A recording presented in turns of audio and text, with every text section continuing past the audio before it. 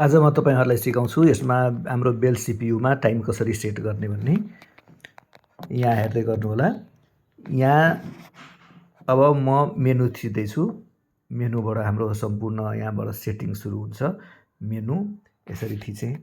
Menu थिचिसकेपछि हजुरहरुको यहाँ एकपल्ट मेनु थिचे। मेनु थिच्दै जाँदा समर मोड हामीले समरमै प्रोग्राम गर्छौं। यसपछि अपडेट टाइम आयो। अहिले टाइम कति भइरहेको छ भने हाम्रो घडीमा अहिले 9:40 भइरहेको छ। यहाँबाट हेर्नुस् यो प्लस गर्दै जाँदा टाइम बढ्दै जान्छ र माइनस गर्दा टाइम घट्छ। अब यसमा मैले प्लस थिच्दै छु 7 8 9 9:00 नेक्स्ट गर्दा यतापट्टिको आउँछ। यो नेक्स्ट मैले थिचे मिनेटमा आयो। मिनेटमा आइसकेपछि 39 40 मैले गर्दैको छु। 40 गरेर अब के गर्ने भने टाइम सेभ गर्ने। टाइम सेभ गरिसकेपछि अपडेट डेट आउँछ। अपडेट डेटमा आज कति तारिख हो त?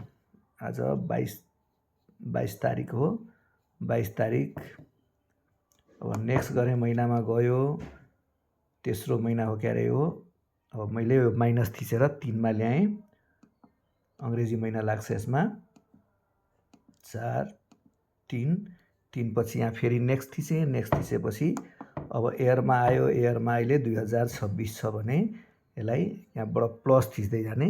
थिचेर राखिदिनुस् आफै 26 मा जान्छ।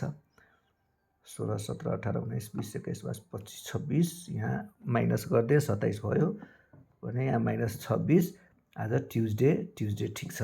नत्र भने ट्युजडेलाई पनि अरु दिन हो भने यहाँबाट ट्युजडे वेडनेसडे गर्न सक्नुहुन्छ। अनि अब फेरि मैले मेनु थिचेपछि के आयो भने एड बेल भन्ने आयो। एड बेल आइसकेपछि हामीले यहाँ नयाँ बेल एड गर्ने। यो के लेखा छ यहाँ प्रेस डाउन टु एड बेल छ। अब हामीले डाउन थिच्ने। यहाँ डाउन थिचिसकेपछि यहाँ के आयो 1 नम्बर हेर्न सक्नुहुन्छ। देब्रे साइड सबभन्दा टपमा 1 नम्बर छ। 1 नम्बरमा के भइरहेछ भने 10:10 म यहाँ 11 बजेको बेल लाउँछु। प्लस थिचेँ 11 बज्यो। अब नेक्स्ट गरेँ। नेक्स्टमा 45 11:45 को बेल लगाउनु छ मैले भने यहाँ प्लस थिचेँ। प्लस थिच्दै जाँदा थिचेर राखिदिँदा 45 मा पुगेपछि छोड्दिन्छु। हेर्नुस् 44 35 39 40 43 44 45 45 लगाएँ। अब फेरि नेक्स्ट गर्ने। नेक्स्ट गरेपछि डेली बजाउने हो भने हामीले प्रायः जस्तो डेली नै छोड्ने गरेछ। फेरि नेक्स्ट थिचेँ। नेक्स्ट थिचेपछि यो हाम्रो बेल लिस्टमा यो जुन टाइम ड्युरेसन हुन्छ यो 50s भनेको 50 सेकेन्डसम्म यसले यो स्पिकरलाई अन राख्छ। त्यसपछि आफै अफ हुन्छ। म यसलाई 50 सेकेन्ड अन राख्न चाहदिनँ। यो सेकेन्ड पिरियड भएको हुनाले सेकेन्ड पिरियडमा हाम्रो लिस्टमा कति छ टाइम ड्युरेसन भने यो करिब 20 सेकेन्ड राख्दिए। यसलाई 21 सेकेन्ड राखिदिँदा हुन्छ। 21 सेकेन्ड। यसपछि नेक्स्ट गर्ने। नेक्स्ट गरिसकेपछि हाम्रो जुन फाइल नम्बर छ म यहाँबाट बेलको लिस्ट पठाउँछु। लिस्टमा सेकेन्ड पिरियड कतिमा छ भने 20 नम्बरमा सेकेन्ड पिरियड छ। यसलाई थिचेर राख्दिएँ मैले। प्लस थिचेर राख्छु। अब 20 नम्बर 20 मा गयो। त्यसपछि नेक्स्ट गर्दा समर मोड नै छ। यहाँ समर मोडमा मैले गर्ने हो। यो बेल इन्स्टल भनेपछि सेभ गर्ने। यो सबै गरिसकेपछि यहाँ सेभ बटन थिच्नु पर्छ। यसलाई सेभ गर्नको लागि सेभ थिचिदिएँ। अब फेरि के लेखा छ प्रेस डाउन टु एड बेल। फेरि मैले डाउन थिचेँ। डाउन थिचेपछि अब हेर्नुस् सिरियल नम्बर 2 आएको छ माथि। यो 2 नम्बर बेल हो। 2 नम्बर बेलमा अब के लाउने भने थर्ड पिरियड लाउनु पर्यो।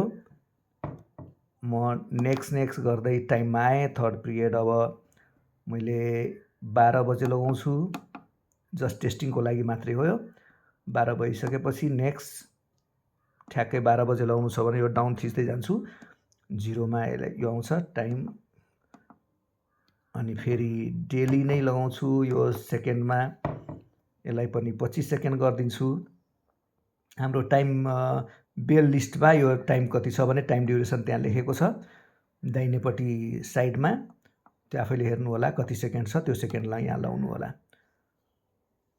अब मैले फाइल नम्बर यो फाइल नम्बर कति छ त 3 घन्टीको लागि यो 21 नम्बर छ। 3 घन्टीको लागि मैले के गरेँ, यहाँ 21 पारिदिएर फेरि यहाँ सेभ गरेँ। सेभ गरिसकेपछि अब हेर्नुहोस् फेरि प्रेस डाउन टु एड बेल भन्यो, फेरि डाउन थिचेपछि यहाँ तेस्रो बेल अब एड हुने बेला आयो।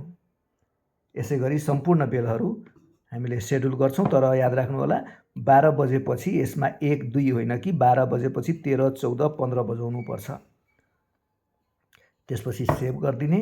सेभ गरिसकेपछि फेरि मेनु थिच्दै बाहिर आउने वेलकम स्क्रिनसम्म। वेलकम स्क्रिनमा अब यो प्रोग्राम सक्सेसफुल भयो, प्रोग्राम भइसकेको छ। यसलाई यो स्विचलाई बेलतिर पारिदिनु होला। यसमा चाहिँ यो डिभाइसमा बेल उल्टो लागेको छ, माथिपट्टि बेल छ, तर प्रायः जस्तो तलपट्टि बेल हुन्छ। यो बेलतिर स्विच गरिदिने। यो एम्प्लिफायरलाई यसरी पावर अन गरेर छोडिदिने। टाइममा आफ्नो सेड्युल गरेको टाइममा आफै बज्छ। र केही भइपरि आएको खण्डमा आपतकालीन अवस्थामा यो इमर्जेन्सी यसरी थिच्दिने, इमर्जेन्सी बज्छ।